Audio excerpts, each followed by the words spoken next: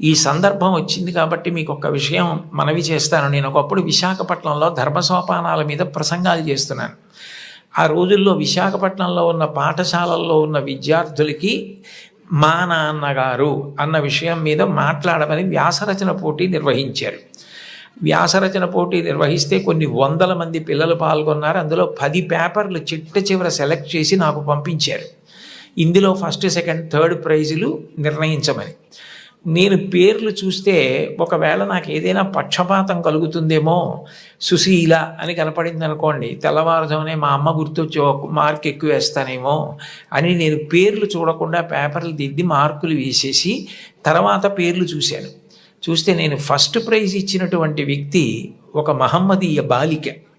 నేనేం మార్చలేదు సుమండి, అట్లాగే ఇచ్చేసాం. అప్పుడు ఆ బహుమతులు ఇస్తున్న సభకి అప్పుడు తిరుమల తిరుపతి దేవస్థానాలకి కార్యనిర్వహణాధికారి మాన్యులు శ్రీ ఎల్వి సుబ్రహ్మణ్యం గారు, ఆయన ముఖ్య అతిథిగా వచ్చారు. ఆయన ప్రైజ్ ఇస్తూ ఈ పిల్ల ఏం రాసింది మైక్లో చదివి వినిపించమనండి అన్నారు. అంటే ఆ పాప పేపర్ చదివింది. అందులో ఆమె ఏం రాసిందంటే, వాళ్ళ అమ్మగారు టీచరు, వాళ్ళ నాన్నగారు కూడా ఏదో ఉద్యోగం, ఆయనకి బ్లడ్ క్యాన్సర్ వచ్చింది, చూసుకోలేదు, ముదిరిపోయింది, 3 నెలల్లో చనిపోతారని చెప్పారు.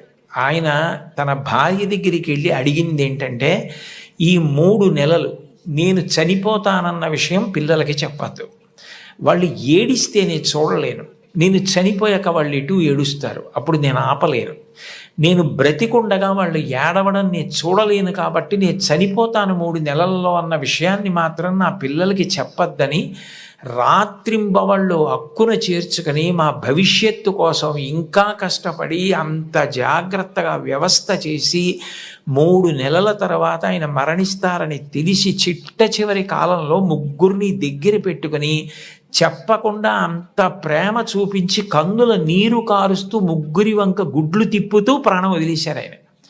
తండ్రి అంటే అది, అంతటి త్యాగశీలి మా నాన్న. ఇది నాకు తెలిసున్న తండ్రి. ఇంతకన్నా తండ్రి గురించి చెప్పడం నాకు రాదని రాసింది ఆ అమ్మాయికి ఫస్ట్ ప్రైజ్ ఇచ్చాం. తండ్రి అంటే అంత గొప్పవాడు. మీకోసం ఏ త్యాగం చేయడానికైనా సిద్ధంగా ఉంటాడు.